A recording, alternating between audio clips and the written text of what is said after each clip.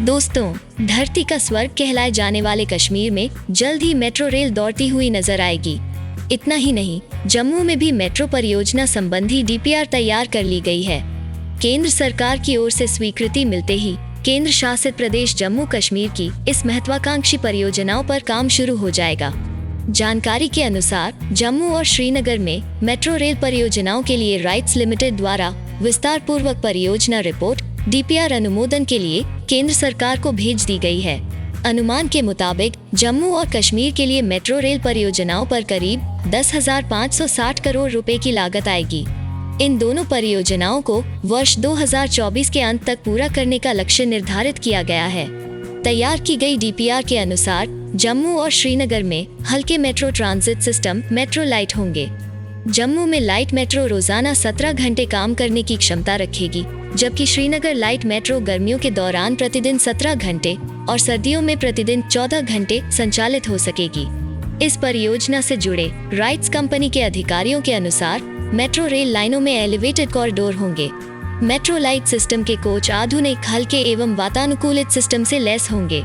इसकी विशेष खासियत यह होगी कि इन्हें स्टेनलेस स्टील और एल्यूमिनियम धातुओं के प्रयोग से बनाया जाएगा।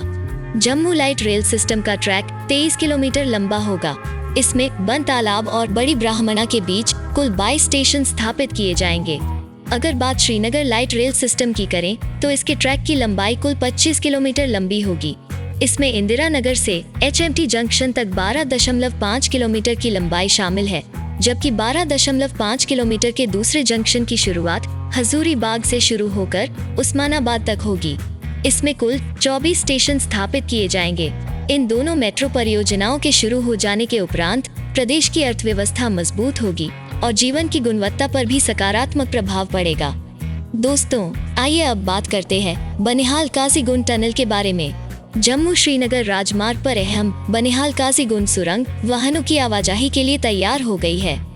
2100 करोड़ रुपए की लागत से बनी इस सुरंग पर इन दिनों टेस्टिंग का काम चल रहा है, जिससे कि कमीशनिंग की प्रक्रिया को पूरा किया जा सके। 8.5 किलोमीटर लंबी ये सुरंग अगले कुछ हफ्तों में ऑपरेशनल हो जाएगी। इस सुरंग को पूरा होने में 5 साल लगे हैं। जम्मू श्रीनगर राजमार्ग की लंबाई 270 किलोमीटर है। बनिहाल काजीगुंड सुरंग बन जाने से जम्मू और श्रीनगर के बीच सड़क मार्ग की दूरी 25 किलोमीटर कम हो जाएगी। अभी दोनों शहरों के बीच जितना वक्त लगता है, सुरंग के ऑपरेशनल होने के बाद उसमें 1.5 घंटा कम लगेगा। एक मायने में घाटी की अर्थव्यवस्था के लिए ये सुरंग गेम चेंजर का काम करेगी। सुरंग का एक छोर काजीगुंड में और दूसरा बनिहाल में खुलता है। इससे स्थानीय लोगों को भी वाहनों से आवाजाही में समय और पैसे की बचत होगी।